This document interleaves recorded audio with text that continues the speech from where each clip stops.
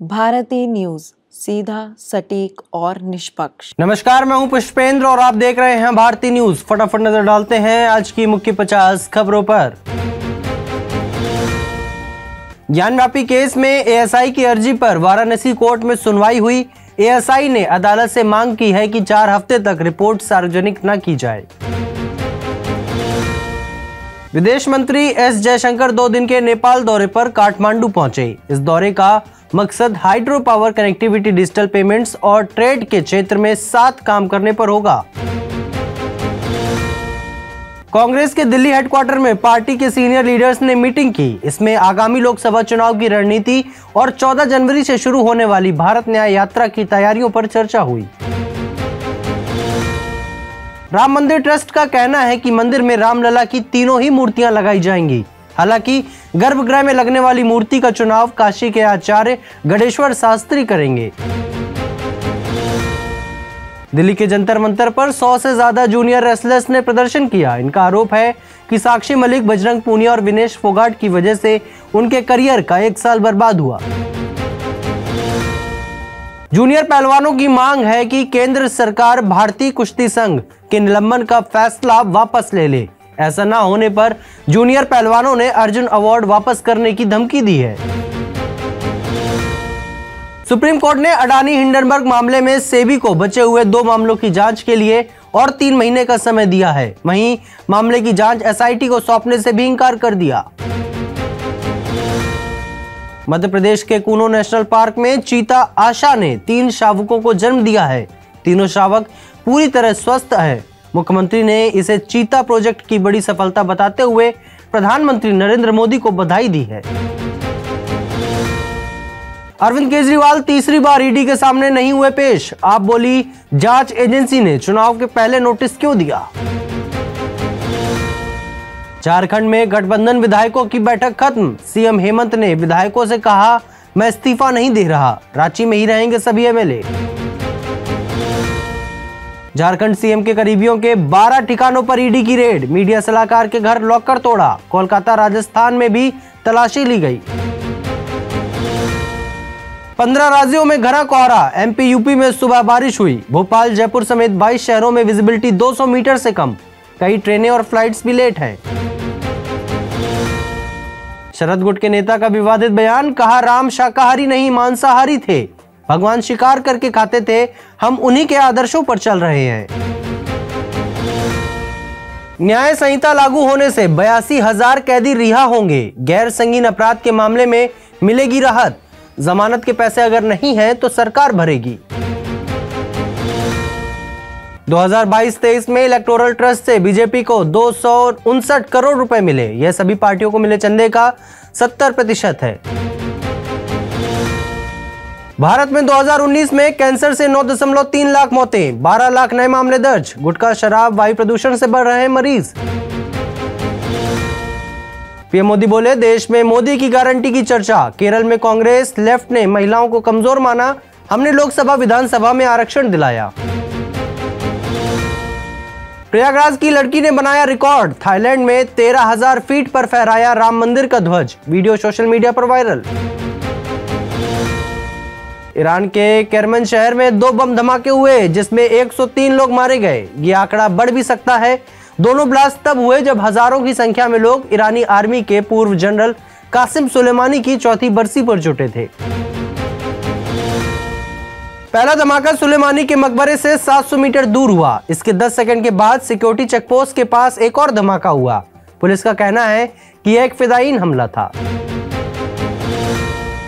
7 अक्टूबर के हमलावर नहीं बचेंगे। मोसाद चीफ बोले, किसी भी चैलेंज के लिए तैयार। वहीं तुर्की में 33 इजरायली जासूस गिरफ्तार हुए हैं।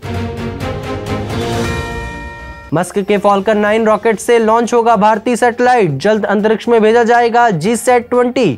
पहली बार स्पेसएक्स और इसरो मिलकर काम करेंगे। जापान में भूकंप और सुनामी के बाद लैंडस्लाइड का खतरा, भारी बारिश का अलर्ट। अब तक 400 आफ्टर शॉक, 64 लोगों की मौत और सैटेलाइट में देखी गई तबाही की तस्वीर।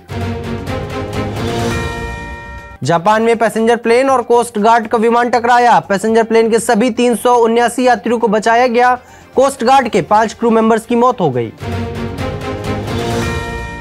न्यूयॉर्क सिटी के रूजवेल्ट आइलैंड्स पर धमाकों की खबर, ब्रिटिश अखबार का दावा, 3 ब्लास्ट के बाद झटके लगे, पुलिस मौके पर मौजूद।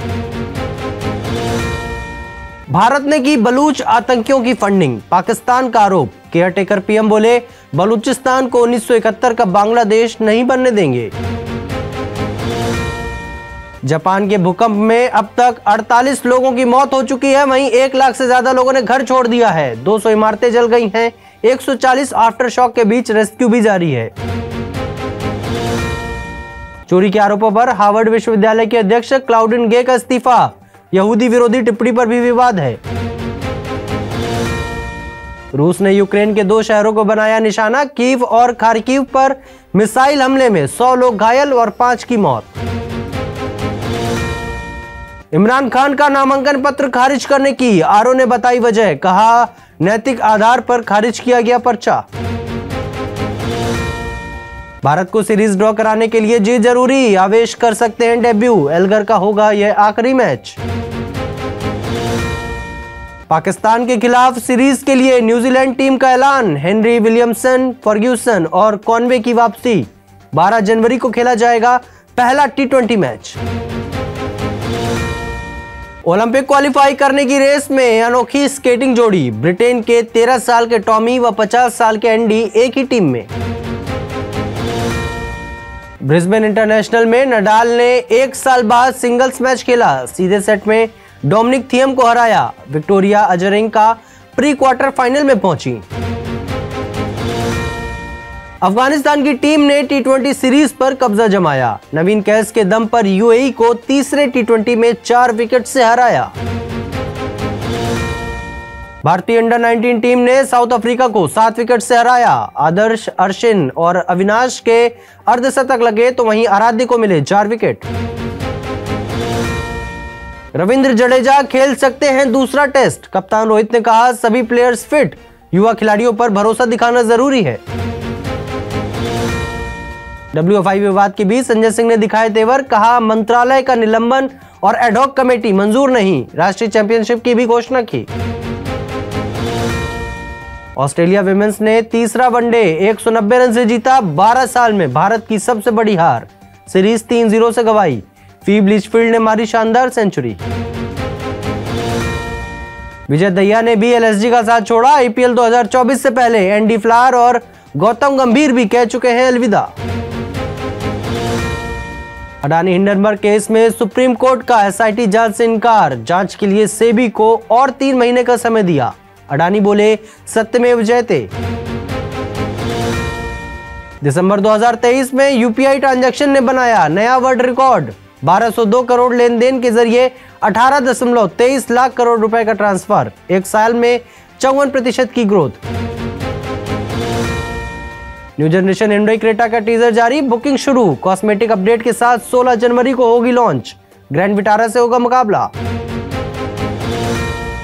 42,000 रुपए महंगी हुई Toyota Innova high cross, 19.77 lakh शुरुआती कीमत में मिलेगी hybrid car, GX limited edition हुआ डिसकंटिन्यू।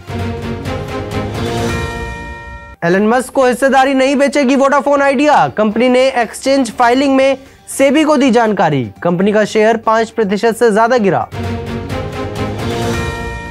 कॉफी विद करण 8 के फाइनल गेस्ट होंगे आमिर और किरण, तलाक के बाद पहली बार किसी शो पर एक साथ नजर आएंगे, 18 जनवरी से स्ट्रीम होगा एपिसोड।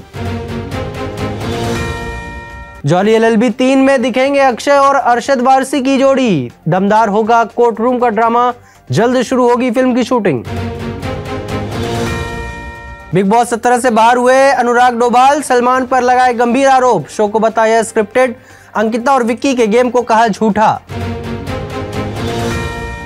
जापान में भूकंप और सुनामी में फंसे थे जूनियर NTR, सुरक्षित भारत लौटकर कहा मैं पूरा 1 हफ्ता वहीं था, भूकंप के झटकों से गहरे सदमे में हूं। शाहरुख खान की आगामी फिल्म भक्षक में जर्नलिस्ट बनी भूमि पेडनेकर, शूटिंग पूरी हुई, मार्च तक रिलीज हो सकती है फिल्म। फिलहाल के लिए बस इतना ही, अन्य सभी बड़ी खबरों के लिए देखते रहिए भारती न्यूज। धन्यवाद।